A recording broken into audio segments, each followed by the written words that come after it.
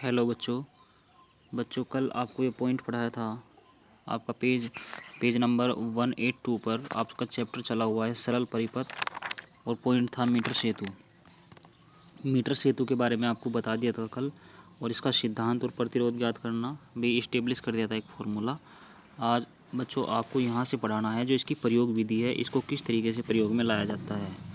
तो वो देखो बच्चों, सबसे पहले इसमें हम विद्युत परिपथ की जांच करते हैं। जो हमारा विद्युत परिपथ होता है, इसके लिए प्रतिरोध बॉक्स में एक उचित प्रतिरोध 2 या 3 ओम का, और निकालकर विसर्पी कुंजी जोकि का तार एसी के दोनों सिरों, पहले ए के पास फिर सी के पास, जो एसी है उसके दोनों सिरों पर पहले तो ए के पास और फिर सी के पास बारी बारी से दबाते हैं।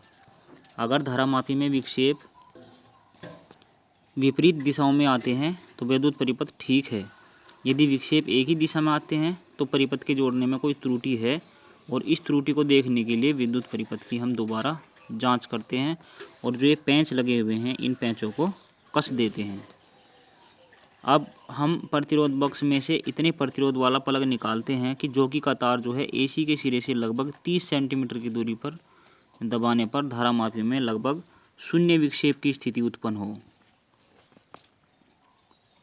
अब जोकि का तार एसी पर धीरे धीरे तथा इधर उधर खिसकाकर दो ऐसे निकटतम बिंदु ज्ञात करते हैं जिन पर जोकि को बारी बारी से दबाने पर धारामापी में विक्षेप विपरीत दिशाओं में उत्पन्न हो, और धारामापी से संठ हटाकर जोकि को धीरे धीरे तार पर इधर उधर खिसकाकर यथार्थ अविक्षेप बिंदु ज्ञात कर लेते हैं। जो जोकि है हमारी इस तार पर इधर उधर खिसकाकर इसको चाहे इधर चाहे उधर एक विक्षेप बिंदु नल पॉइंट ज्ञात कर लेते हैं। अविक्षेप बिंदु जब ज्ञात हो जाएगा उसके बाद अविक्षेप बिंदु की स्थिति में तार खंड ए बी की लंबाई एल को मीटर पैमाने पर पढ़कर नोट कर लेते हैं। हमारे पास मीटर पैमाना लगा हुआ है, मीटर गेज, यहाँ पर पढ़ करके उसको नोट कर लेते हैं। अब देखिए, प्रतिरोध बॉक्स में से भिन्न भिन्न प्रतिरोध के प्लग निकालकर उपयुक्त रीति से प्रत्येक प्रतिरोध के संगत अविक्षेप बिंदु की यथार्थ स्थिति ज्ञात कर लेते हैं, और प्रत्येक बार अविक्षेप की स्थिति में तार की लंबाई को मीटर पैमाने पर पढ़कर नोट कर लेते हैं। और इसी प्रकार आगे तक नोट करते जाते हैं, और अंत में प्रतिरोध बॉक्स तथा प्रायोगिक प्रतिरोध तार की स्थितियां आपस में बदलकर उपयुक्त रीति से उन्हीं प्रतिरोधों के लिए उसी क्रम में दोबारा प्रेक्षण लेकर सारणी में नोट कर लेते हैं। जो भी यहाँ पे ऑब्जर्वेशन लेंगे वो हर बार सारणी में नोट करते जाएंगे।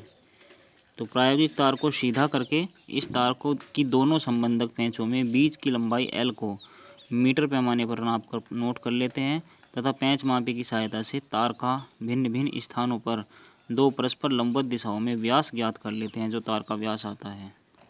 अब सूत्र जो हमने कल बताया था आपको, ये रो बराबर S into pi R square upon capital L में एस आर तथा एल के मान रखकर विशिष्ट प्रतिरोध रो का मान ओम सेंटीमीटर में ज्ञात कर लेते हैं। तो बच्चों ये आपका कंप्लीट हो गया मीटर सेतु। नेक्स्ट क्वेश्चन आपको करके देखने हैं, जो न्यूमेरिकल हैं उनमें मैं कुछ कराऊंगा और आपको भी उनके बिहाफ पे कुछ करने होंगे। अब नेक्स्ट पॉइंट है आपका विभव मापी पोटेंशियोमीटर। इसको समझिए। देखो, विभव मापी किसी सेल के विद्युत वाहक बल अथवा किसी विद्युत परिपथ के दो बिंदुओं के बीच विभवांतर को नापने का एक यथार्थ उपकरण है। तो सबसे पहले इसकी रचना समझ लीजिए एक बार। देखो, इसका चित्र कुछ इस प्रकार से है, ए सिरा बी सिरा और ये मीटर गेज लगा हुआ है। देखिए, विभव मापी में मुख्यतः एक उच्च विशिष्ट प्रतिरोध व निम्न प्रतिरोध ताप गुणांक की मिश्र धातु जैसे कॉन्स्टेंटन हो गया या जैसे मैंगनीन हो गया आदि का 4 से 12 मीटर लंबा एक समान व्यास का तार होता है। इस तार को 1-1 मीटर के रूप में चित्र 6.24 की भांति, जैसे इस चित्र में दिखा रखा, लकड़ी के तख्ते पर बिछा देते हैं, जैसे ये बिछा रखे हैं इसने। ये इस संपूर्ण तार के प्रारंभ होने वाले सिरे और अंतिम सिरे पर क्रम से संयोजक पेंच ए और बी लगा देते हैं, जो शुरू वाला है और जो एंड वाला है। तारों की लंबाई के समांतर एक मीटर पैमाना लगा रहता है। ये मीटर पैमाना लग रहा है। जिससे जो कि जे की शून्य विक्षेप स्थिति पढ़ ली जाती है। जो कि जे है उसकी शून्य विक्षेप स्थिति यहाँ से पढ़ ली जाती है। सिद्धांत देखो, जब एक समान परिच्छेद के तार में, जब ये वाला जो तार है एक समान परिच्छेद के तार में धारा बह रही हो तो तार के किसी भी भाग के सिरे के बीच विभवांतर उस भाग की लंबाई के अनुक्रमानुपाती होता है, अर्थात V प्रोपोर्शनल टू L अथवा V बराबर K इंटू L। ठीक है, जहाँ कैपिटल K तार में विभव प्रवणता पोटेंशियल ग्रेडियंट है। अब देखो, विभव मापी में हम मुख्यतः एक लंबा व एक समान व्यास का कॉन्स्टेंटन अथवा मैंगनीन मिश्र धातु का प्रतिरोध तार AB होता है, जो भी मैंने आपको बताया है AB जो तार लिया गया है, और प्रतिरोध तार के दोनों सिरों के बीच एक संचायक बैटरी B1। देखो इसका डायग्राम बच्चों यहाँ है, एक प्रतिरोधक तार AB ले लिया, ये इसी का ही डायग्राम है यहाँ पे, और प्रतिरोध तार के दोनों सिरों के बीच एक संचायक बैटरी B1 और फलक कुंजी K और धारा नियंत्रक RH जोड़ देते हैं। देखो ये संचायक बैटरी B1 जोड़ी, ये फलक कुंजी K और ये धारा नियंत्रक RH जोड़ दिया यहाँ पे।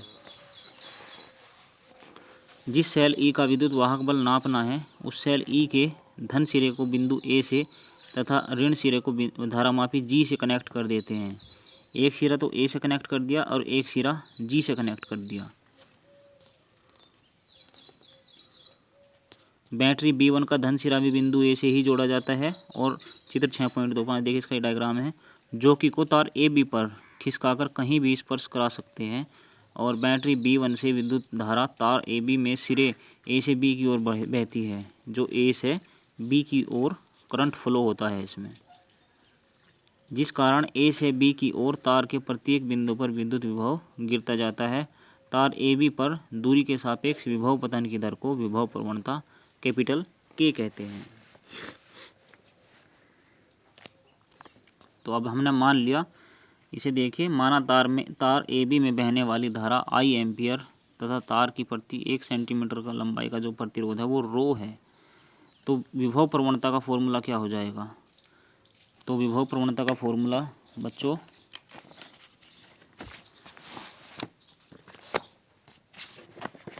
ये देखिए,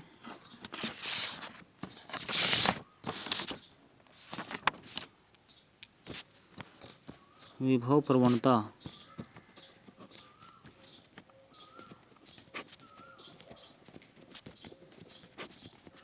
बराबर तार की एकांक लंबाई पर विभव पतन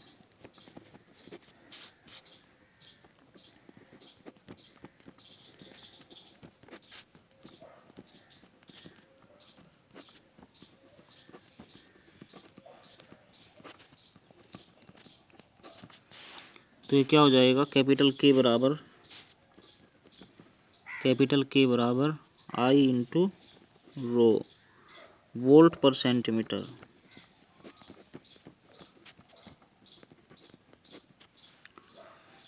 अब देखिए, यदि धारामापी में शून्य विक्षेप स्थिति, अगर धारामापी में शून्य विक्षेप स्थिति तार के सिरे A से L सेंटीमीटर दूरी पर स्थित J पर प्राप्त हो, तब इस स्थिति में A व J के बीच विभवांतर V सेल के विद्युत वाहक बल E के बराबर होगा।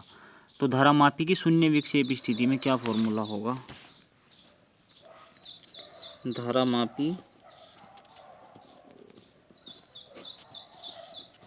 की शून्य विक्षेप स्थिति में